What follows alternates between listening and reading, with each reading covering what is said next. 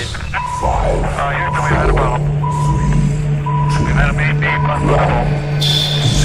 Roger, main B undervolt. Okay, stand by at 13, we're looking.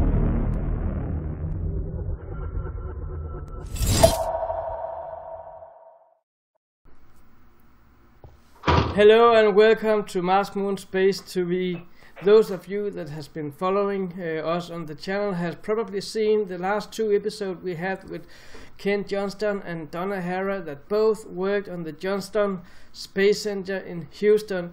We had some very good debates last time we talked. We saw some pictures we talked about and we heard about what Donna was doing on the Space Center and what Ken was doing on the Space Center. I want to welcome Ken Johnston first. Welcome, Ken. Well, thank you, Thomas. Glad to be with you guys today. We are honored to have you here. And Donna, the lovely Donna, welcome to you also again. I'm glad you could join us here again today. Thank you. Thank you very much. I appreciate you asking me to come. Yeah. Thank you. We will always have your words with us here when we are doing these Anomalies shows here. Brett Colling Shepard, welcome to you as well. Oh, thank you, Thomas. Glad to be here. We are nice glad to see my friends. Here. And we have Chris Moroney from Mars Anomalies, the YouTube channel. Welcome to you, Chris. Thank you. Well, I'm glad we finally got on this time. Yeah, so, yeah. It's good to finally be on with Ken Johnson, Brett, and Donna as well. And it's just awesome. We spent some time to make this work. We have Joe White from Mars Art Alien TV with us also. Hello, Joe. How are you? Hi, everybody. It's a great pleasure to be here. A real pleasure to meet you, Ken Johnston and Donna Hare. I've been looking forward to this. Real pleasure. Thank you very much. Thank you. And thank you, Joe. We will start looking at some pictures, and I know that both you, Ken, and Donna have got some pictures sent that you are looking at right now. And the first picture I want to bring up here is sent from Joe. It's a picture Joe has sent, and I will actually ask Joe to present his picture to us here and tell why did he choose this picture for this round of lunar anomalies. Right. Well, this is an Apollo 8 image taken in 1968 above the moon. I'm not sure exactly the height above the moon. It was taken probably something between 50 and 100 miles. I don't know exactly. Quite a long way up. And if you look at what I'll do is I'll show you the close-up first. I've got the main image here, which is the Apollo 8 image, the square one. And I've got here, I've got a close-up of the anomaly, which has been enhanced, which at first glance looks like a crater, but when you actually enhance the image and turn up contrast, it turns into a structure which looks like some kind of dome-like structure.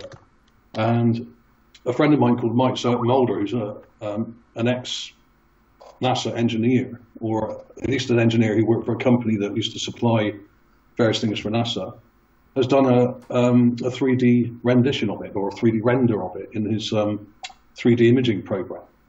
And it looks, to all intents and purposes, like some kind of huge structure. I mean, this is about a mile or two across. I don't know the exact size, but it looks to be some kind of dome or huge building. Now, I can tell you how old this thing is.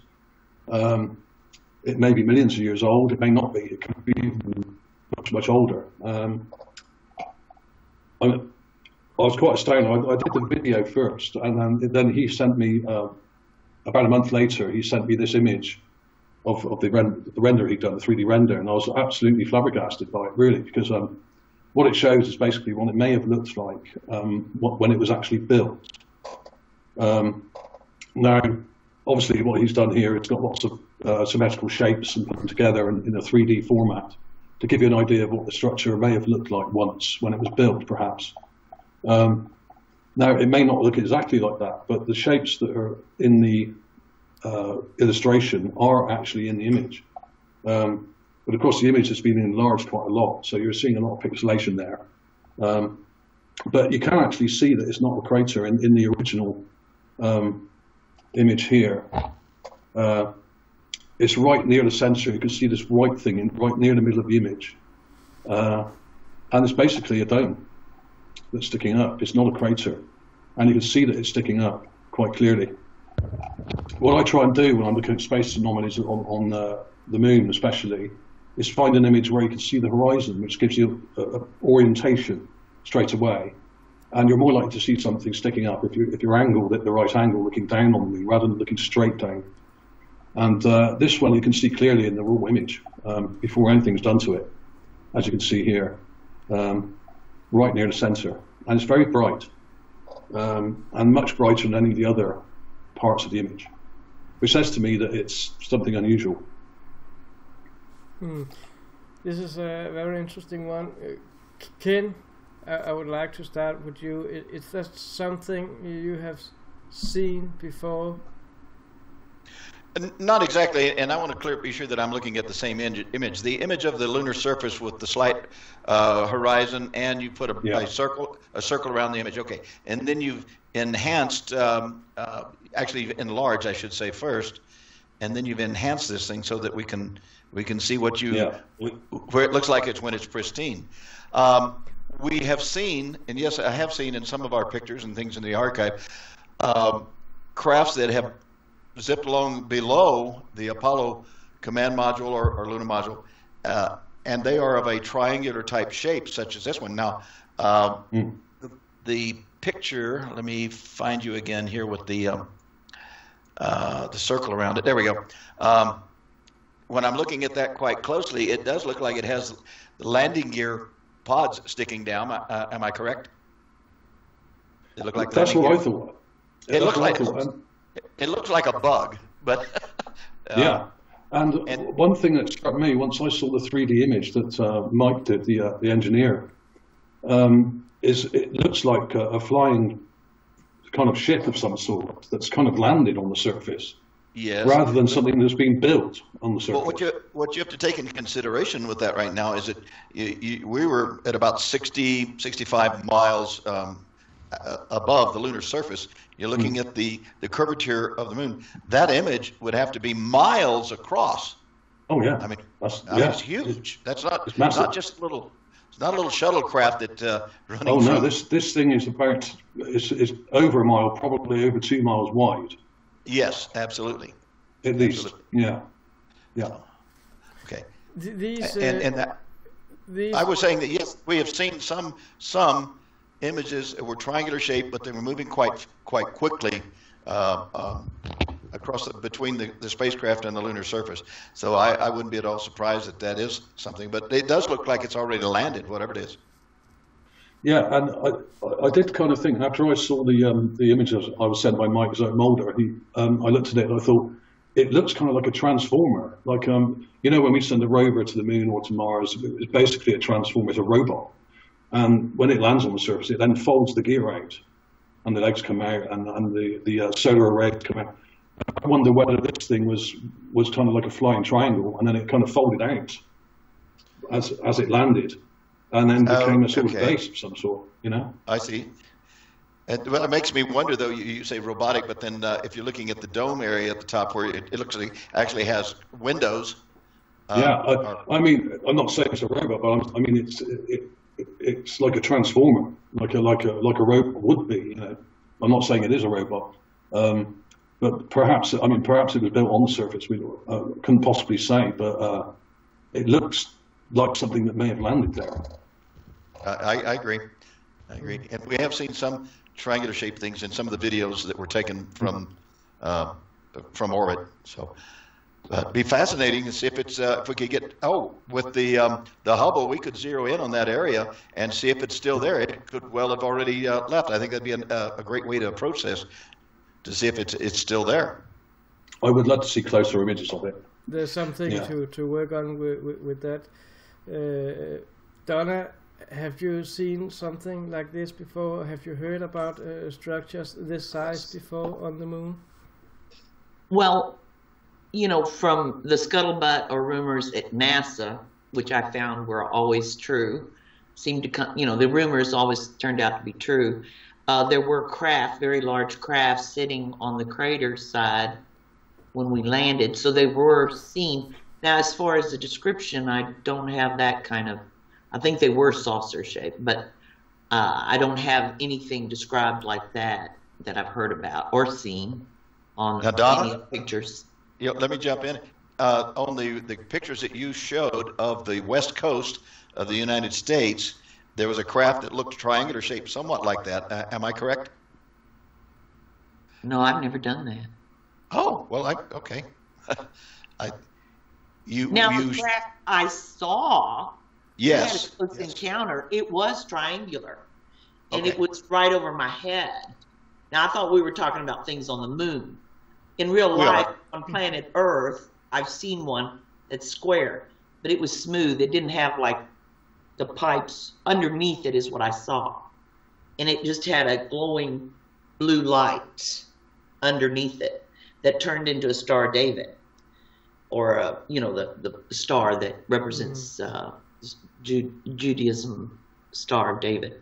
Now, it was very silent and very close to me and huge. And I would say, God, it wasn't miles big, but it was over 100 yards wide, I'm sure, above me. And quiet is all get out. That's what I saw in real time in my life. I've seen that. Now, I thought we were talking about things on the moon at NASA. We are. I've never seen a photograph with a triangular shaped craft on it at NASA. Never have. But you would not be surprised when people talked about huge sized structures or craft, a mile wide craft or structures. That wouldn't make you surprised at all. No, not at all. As a matter of fact, it seems to me, all my life I've seen the dish shape. I've always heard of the dish shape. It's only till recently I've seen the triangular shaped ones in the last few years, and I don't know if it's an upgrade so they can get here quicker. It seems to be a new form of their travel. Instead of a disc shape, they become more triangular. And to me, that looks like it's meant for speed to get here quickly. So more quickly, or that's the impression I got from it, to travel more quickly here.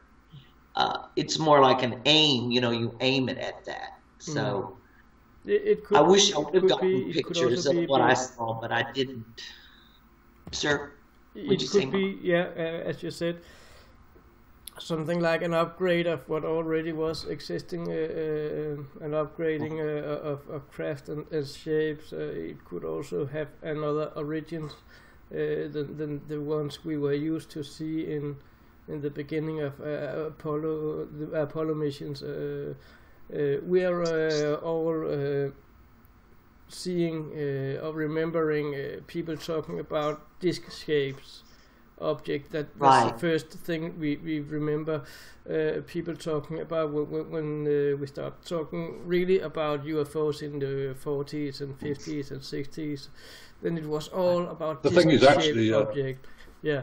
Actually, the problem is with the flying triangle. If you see it from the front, it looks like a disc shape or a flying saucer. It depends on the angle you see it from. It only looks like a triangle when you're underneath it. If you see it from the side or the front, as many of the early UFO encounters, if you look at them in depth, they weren't actually flying saucers as such. They were not saucer shaped. They were kind of chevron shaped. Oh, really? Yeah, or even, I mean, from the front they would look like a disc, but they're not a round disc necessarily. Many of them were, but many of them weren't. So, I mean, the triangular shape obviously has been used a lot since, the end of World War II by us, of course. And who knows, it could be an upgrade, or it may be different race of people using a different type of technology. We don't know. Exactly. Yep. I would like to ask Brett, because we have Brett here, founder of the Lunar Anomaly Research Society also, and I know you are Ken Johnston's right hand in these image search for anomalies on lunar images. Ken, what's your thoughts on the picture that Joe just presented here? Well, I've seen the picture before. It was presented to me for the first time by Don Davis, who said that there were pretty good pictures of the backside, at least halfway, going around the backside. This one's the ship is going toward the Sea of Tranquility, I believe, and I don't know. Am I right about that, Joe? Sure. Yeah, I mean, it's not, you can't see the Sea of Tranquility in the image, but it's kind of heading in that direction, I think, yes. Yes, it's heading in that direction, and I have seen anomalies in that area before. There's actually there's actually a base on a long strip or an island, right, on the edge of the Sea of Tranquility up in the mid-center of that photo. And it doesn't surprise me at all to see a ship that size, because a friend of mine who is working for the secret space program still at this time wants to remain anonymous because otherwise he'd get shot or something. He told me that they have things up there that make Star Wars look silly. So it doesn't surprise me at all. He's working with the Solar Warden program and used to be called Project Mayflower and etc. So they do actually have a secret space program. In fact, each branch of the military has a secret space program. So we actually have some pretty heavy technology up there as well. And it also could be, from our friends, out toward the galaxy there. So it's hard to say who owns it, should I say. So, but if you're wondering if it's there or not, yes, it's there. So if we are watching a movie like, so if we are watching a movie like Stargate Universe and see the ship Destiny, that is actually not something unrealistic. It could be very realistic in size and technology of what is, of course, a Hollywood production. It's a good one, but it does show what we are talking about here. Yeah, as an image analyst, I can say that that they have a habit of when they smudge things out or make them look obfuscated, they break up the lines on the object. They don't completely erase it, So it's there. And as far as the foot pads and all that, that was probably what was obfuscated. Something that would tell us for sure that it's some kind of technology. If that makes sense. Yeah, it does. And the thing is, I used to work in photo restoration years ago. I was a portrait artist for about 25 years, and that often involved restoring old black and white photographs and trying to restore sharpness and detail back into them. And often they were heavily damaged, as many of the Apollo images are. Lots of them have things stuck to them, they have creases in them, and they have bits kind of torn off. As you must have seen, especially in the Hasselblad prints that have been scanned. And often there's artifacts. Oh yeah, they all have these little hairs and stuff stuck to them and stuff. And let's get a hold of those original pictures on my archive where they haven't had a chance to be messed with. Yes, this is it. This is it. And of course, the ones on the Apollo archive on Flickr are pretty good. They're not brilliant, but they are really good. And they're high resolution, 300 pictures per inch. They're pretty good, and they're much better than a lot of other space images we get. Actually. Now, which Apollo flight was this? I'm going to look through some pictures real fast and see if I can find it. This is Apollo 8. Yeah. Apollo 8. Oh, okay. Thank you. Yeah, 1968. It'd be great if you had an actual print of this. That'd be awesome. I think he's going to go find something for us now. If memory serves, he's got one of them in the series. Love it. I love it. I could find out which magazine it's from if you like. I don't know if that would help you. Yeah, you literally have the guy with the actual archive sitting there thumbing through the actual, some of the actual images. Gotta love it. Oh my God. That's kind of fun. I'd love to be in that room right now just looking through them. Are you kidding me? Oh yeah. Yeah. I posted them on archive.org, Chris. Mm-hmm. Under Dr. Ken Johnston. Yeah, I've got it. Have a good time, yes. Yeah, I've got the Internet Archive as well. In fact, I downloaded all of the pictures, and it's like, wow, those are phenomenal. Oh, good, good. Yeah, what I did was I scanned them at a really decent resolution, and the reason why I rescanned them is because the colors were faded. They're old. What he's thumbing through, you know. Oh yeah. A lot of them look really brilliant still, but some of them were kind of damaged. So you know, I totally, you know, we're honest about that. Well, I've got pictures of the astronauts, and you see that sun coming through that window. Oh yeah. My pictures that were hanging on the wall weren't directly hit, but that's going to really knock it's going to ruin those photographs with that. Yeah, it will. Absolutely. Yeah, I think Brett. We have the picture I'm here. looking for. No, I couldn't find it immediately. Those are probably with those, Brett, that we have in that other storage. Sorry. I just have a short flip stand here with some of the most popular ones from the very first Mercury, Gemini, Apollo, all the way up to the first shuttles.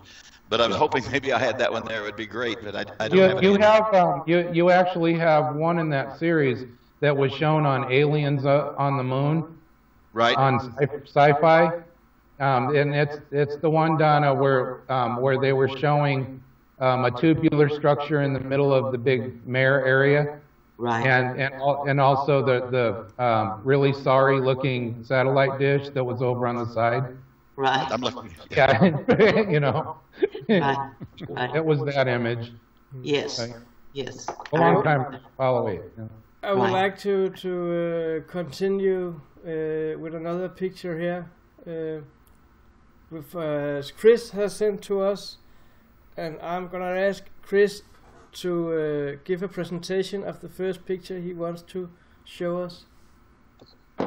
Well, I also wanted to just comment too about Joe's photo as well. I think he had a very good eye for this, and NASA's good for this. You guys know this, where they'll take anything that's of any value or something they're trying to hide, and they'll just white it right out and completely whitewash the photo. And so for him to find that, you did awesome on this, Joe, because I'll tell you what, I watched that video you done, and I went, wow, he pulled that darn thing out of this? Good for him. So, the key to it is to increase the pixel density. When you find something, is to take a clip of that area and then add a lot more pixels in there. So it would probably start around 300 pixels per inch. You want to take it up to 2,000 pixels per inch. Usually the 300 roughly. Yeah, and then you can enlarge it without it degrading too much. And then you can add laser contrast and stuff, and that usually does it. But adding the extra pixels really helps because it stops the picture breaking up. Yeah, pretty much. Yeah. All right, the first one I've got up there, and that one's from Ken Johnston and Brett's work there. And I want to say a big thank you to you guys, by the way, because here's the thing. To get this work out, no, I mean, I really appreciate it, because to get this out and put this on the internet, kudos to both of you, because here's the thing. Any photos I use that have to do with the moon is from your archives. I don't use that garbage. Thank you. I don't use any of the garbage from NASA, because that's exactly what it is, garbage.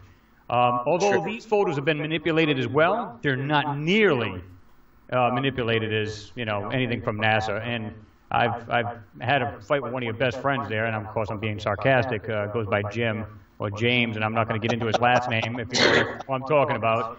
But, oh, you mean James Oberg and all them? Yes, you know exactly what I'm talking about. Yeah, and the thing is, he gave me the same photo of the one I got on the top, and this is the one you guys actually had the 2 arrows and circle and stuff like that on the original photo. And he gave me one and said, no, I want to give you the high-res photo. And guess what it was? Completely washed out, period. I went, how is this a high-res photo?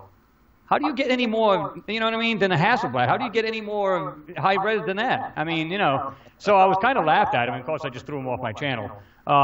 But anyway, if you click on that first one, what I liked, you know, we went over this. In fact, Thomas, you know, we actually talked about this photo in one of our Skype sessions.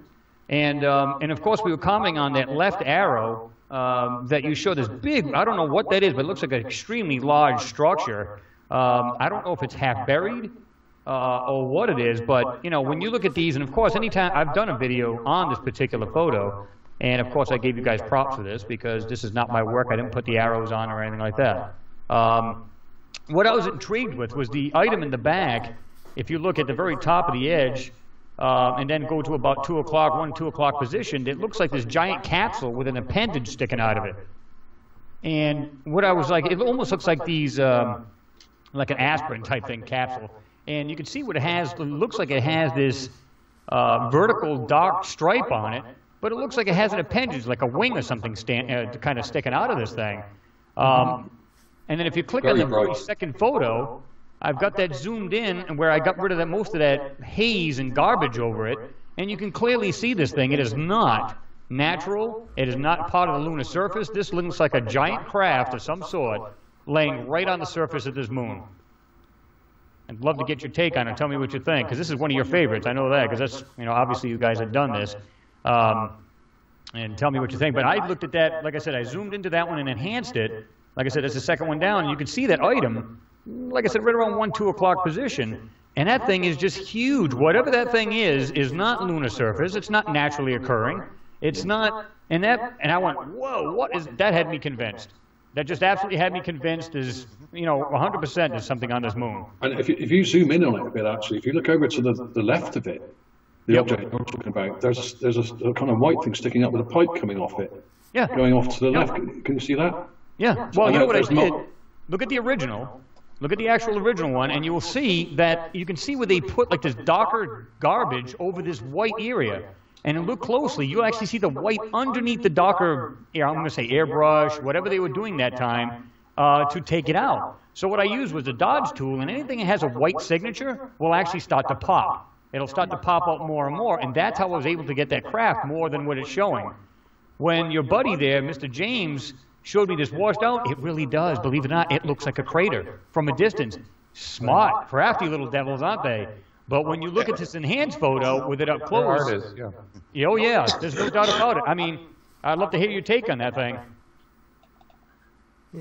Okay, now, Chris, now I'm looking back at the original one we were talking about earlier, where the craft and you've got the ring circle on. I'm looking over on the left-hand corner, just about part way up. There's a darkened area with the center island, perfect circle, and look at the lines coming up. It looks like a complete alien base with. That is a fascinating looking picture there. Yeah, but now, absolutely. I don't see the one that you were posting up there. So, but I know exactly what you're talking about, because when I was there, it went back to Houston for the first time in 20 plus something years, and Mr. James took me aside because he wanted to show me the video he had from Apollo 14, where we were showing things off of my pictures, and he said, "So there's nothing here and everything else." Well, it was a handheld video cam that was handheld looking out one of the windows of the command module, not from the payload bay, which Brett can wax eloquently on the fact that it was being controlled by the what's called sextant there inside the command module. So anyway, it's amazing the trouble they go to try to act like, oh, there's nothing there. There's nothing there. Don't look over here. I don't want you to look over, because there's nothing over here. You know, this the sleight of hand thing. Yeah, it's pretty sad. And you guys, I'm really delighted that you're getting some use out of some of the pictures that I've kept for 47 years. Great.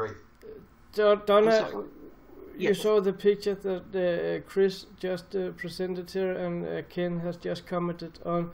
What's your thoughts on a picture like this, showing what looked like an alien construction city and huge areas with what looks like artificial created structures in?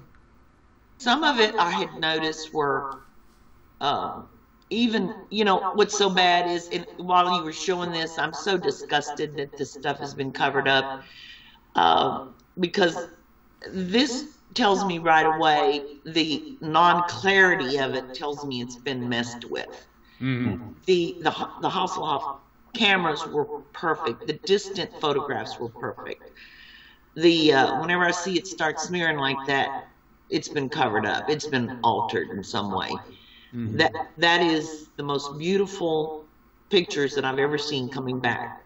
They were clear, perfect, and it's just, I get really disheartened seeing NASA and our government cover the beautiful things up.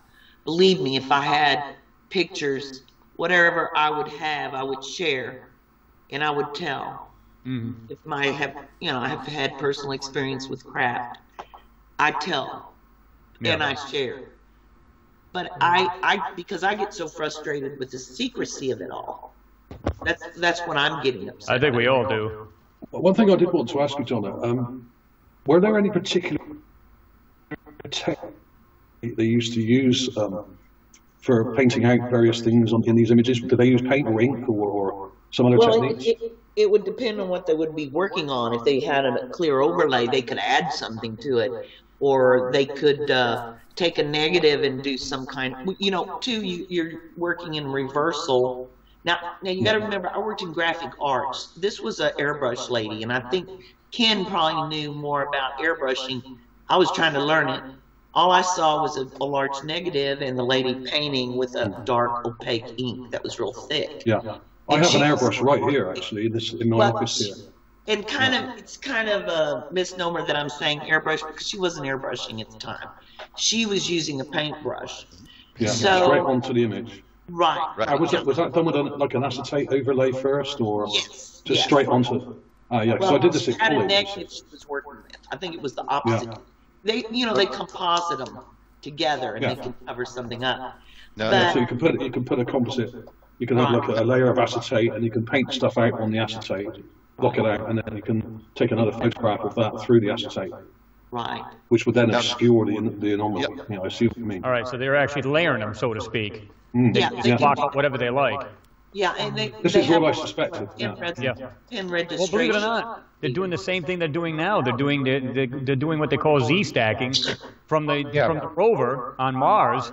They're actually stacking. They're taking a photo and they're laying them, and they'll do like 3 or 4 different pictures of that same exact, let's say, outcropping of rocks. And what they'll do is they'll take, like, they're almost completely clear, but then they'll just block out whatever they want, and they just overlay it and then take the picture. So they're not doing anything much different. Let me jump in real fast. May I jump in real fast here, Joe? Whenever I walked through into the actual photo lab where we were watching this take place, they had taken the original negative and enlarged it to an 8x10 size, and then they were actually going in and, as Donna said, they were actually painting in with opaque paint to paint out images that they didn't want us to see. We didn't have Photoshop, and we had airbrushing.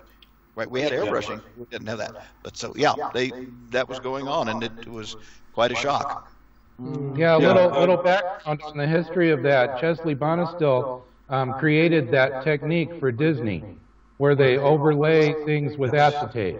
Right. And they refilm it, So that Disney is involved in that little process, So, what I find amusing really is that JPL. If you say, I tell people on the video, I said, guess who invented Photoshop? And they go, no idea. JPL.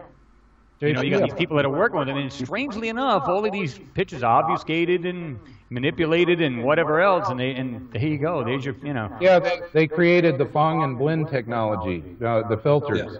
Yeah. And that, JPL, they use open source software, so they still use GIMP to this day. The image manipulation tool. Absolutely. And it's got all the NASA stuff in there. Yeah. That they use. It's still cool. Wow. What do you think about that, whatever that is, and what do you think that is? Is that a craft to you, Brett, or on the second photo? That pill-shaped one? Yeah. Okay, well, yes. To be blunt, that's not natural. That's not a rough with a big line through it, no. No. And it has like some kind of weird wing or appendage or something sticking out of this thing. I don't know what that is, but clearly that's not natural. Well, it's too geocentric. It's not. It couldn't be natural. At least part of it is not natural. Let's put it that way. Brett, they tried to fudge it out. Sorry to interrupt you. I would like to ask you a question, Brett. Because I know you're one of those who have been looking at most lunar images in this world, I'm pretty sure. Have you any idea of how many objects that could be craft that you have been located and pointed out? For sure, not too many. And I remember each one in my head, you know, that I can say without any doubt that's a craft. I saw something, like I said, similar, which is what I think is a landed craft as well, around that same area that pill-shaped one is. It's actually in the strip or island right above the Sea of Tranquility if the image was flipped the other way around. You know, there's a little island there. Yep. And it's like a long strip, and it looks like at first volcanic material, you know, but it's created direct lines that are sequential, you know. So it tells me that there's a base there and that these objects are actually there and that they've been obfuscated. So that's exactly what I'm seeing with this image in particular, in contrast, you know. Well, could I ask you something, Brett? And also, Ken, if you could answer this for me. I've been looking at a lot, like you guys have. I've been looking at these moon images for many years now. And one thing that's always struck me, especially with the images taken by the astronauts on the ground, is how smooth everything is. Now, if you look at pictures of 67P, you have very jagged rocks and very irregular, some of them not so irregular, but very jagged surface, very rough surface. But when you look at the moon images, the hills and mountains are kind of all smooth, like they've been eroded by water and wind. Do you think that the moon might have been once a dwarf planet with an atmosphere? I mean, maybe billions of years ago? Yes. That's a quick answer.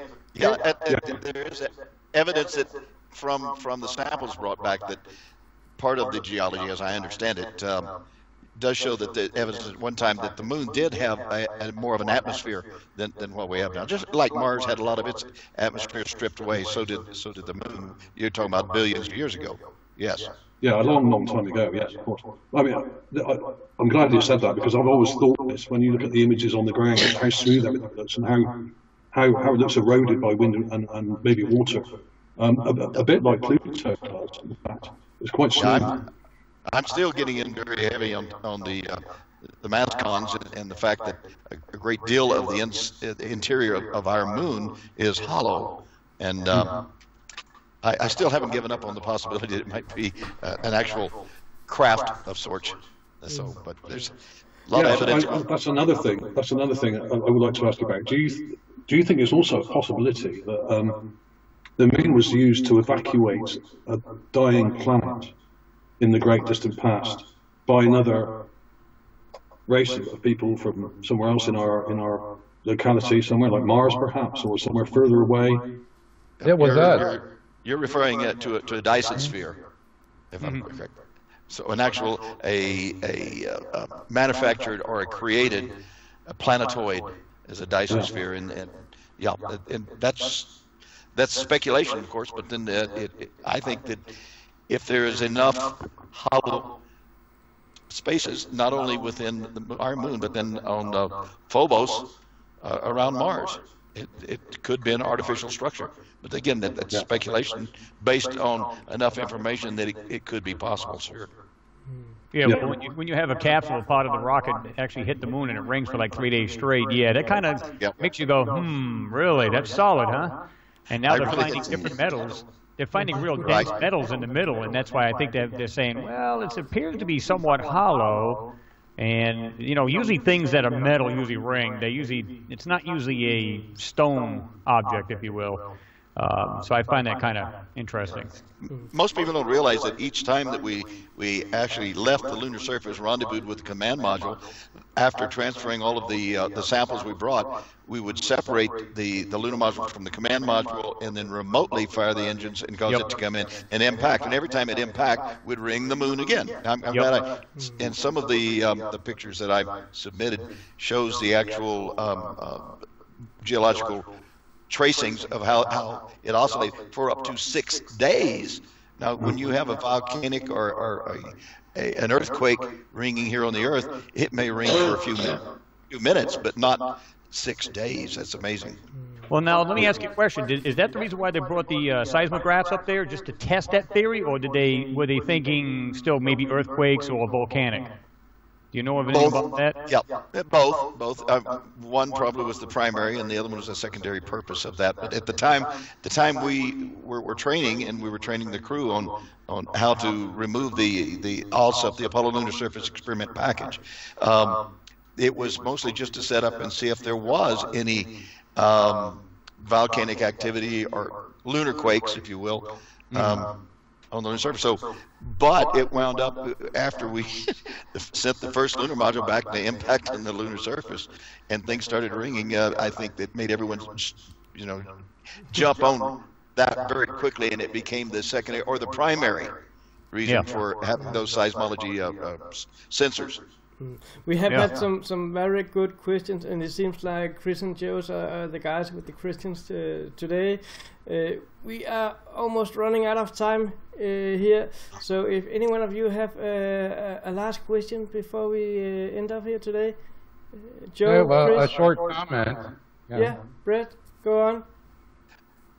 Yes, if we look through NASA's propaganda, there are things that leak through, very scientific things, that from our very smart scientists and such, that the white hats or whatever you want to call them, that work for NASA, and they talk about the solar cycles, how the sun can turn into a red dwarf and die and then become a white dwarf again, like our regular sun. And I believe there was a need to move around from planet to planet. And I think we've been on the moon in ancient times. And I don't really know for sure if it's hollow, but I can, with just a sense of knowing, I can say that they at least used that big rock to base things on, to base structures, to base technologies, even underground. From what my friend said, that the one that I can't disclose, he said they use the lava tubes a lot, to shelter themselves from the solar radiation. So that there's a lot of really cool things that leak through with the NASA stuff. Yeah, I know we do criticise NASA's images a lot of the time, but I must say the vast majority of the moon images have not been obfuscated. Right. The vast majority of them are actually as they were. They may have been downsized a little bit. Well, yeah, if you go back to the old ones, yeah. But I believe, I'm just the opposite. I think the majority have been manipulated. I don't mean to an extreme. I mean, they've been touched up here and there, but would you guys agree that they're going back and maybe going over them? Yeah, there's a less nefarious reason for that. Like Donna said, to make postcards. to make pretty pictures. Yeah. But I mean, I noticed that because I can go back to, well, like I said, your favorite fan there, Ken, when he come back with this high-res photo of this particular first photo I showed you, well, yours and Brett's, I mean, it was totally washed out. My theory is that they're going back to these and they're saying, you guys didn't do a very good job of taking all of this stuff out. Just go back and touch them up. Yeah. Now, this might have happened back in the 70s and 80s, and they've done this, but the ones you have are a whole lot more detailed, even though they might have been, manipulated and stuff, but they're still a lot more detailed than the garbage that they're either went over and copied, and I don't know. I mean, that's just my theory. The picture of the century they put out, it was of Copernicus crater, and it was going to the Smithsonian Institute as a pretty picture. Okay, so I caught the LORIRP changed that image 6 times and posted each change on the internet. Imagine that. I'd like to jump in real fast, and so I'm absolutely just thrilled that you guys are getting some benefit out of the archive that I saved. The other people that may get to listen to this, if they'll go to kenjohnstonmedia.com, they can actually go in and download a lot of the anomalies. We purposely, I say Brett, myself, and Karen, we purposely didn't try to go in and look for others. There's enough out there. Other people can find all kinds. I love the fact you've already found this craft on the surface. And there's so much more to be found, and it's there. It's free for them to download. It's part of my autobiography. I think it's the last part of it, Brett, where we actually included about half a dozen really good alien bases and information there in the archive. So everybody in the world can get that part free. Just go in or go to Roswell at the Roswell UFO Research Center, because then we donated a complete copy of everything in high def. So yeah, if anyone finds anything, runs across some things that I've kind of pointed out or whatever, please research that thing, you know, even in more depth, you know, enhance it or whatever you want to do. I wasn't allowed to enhance it. I wasn't allowed to do nothing but show the original image. Yeah. You know, so I'd like to say that. You find something, you get complete credit for being the one that took the time to dig in and look and find these, and that's beautiful. That's what it's there for. And what can they do? I feel so much safer now, the fact that we published it to the world, and they can't get rid of me, and to get rid of them, definitely. They're out there, so I'm safe. Oh yeah, there's a whole lot of people that got to get rid of. We are going to leave a link to Ken's site on marsmoonspace.com and in this YouTube video also, so you can find the links to Ken's images. This has been 45 really great minutes. Some good questions has been asked, and we have had some good answers to them as well. We didn't go through so many pictures today. We looked at these two presented by Chris and Joe today, and I guarantee you when we come back we will have more awesome pictures from Ken Johnston's archive to present to the world and to all the viewers out there. I want to say thank you to Joe White, thank you to Chris Moroney, thank you to Donna Hare, thank you to Brett Collins-Shepard, and thank you to Ken Johnston for taking your time to being here today and talking together at this round table. The modern time round table is called Skype today. Thank you, Raoul, for taking your time to be here, and I hope to see you for round number 3. To all of you out there, until we see you again, take care. Bye. Goodbye. And I'll go to Skype school before this happens next time.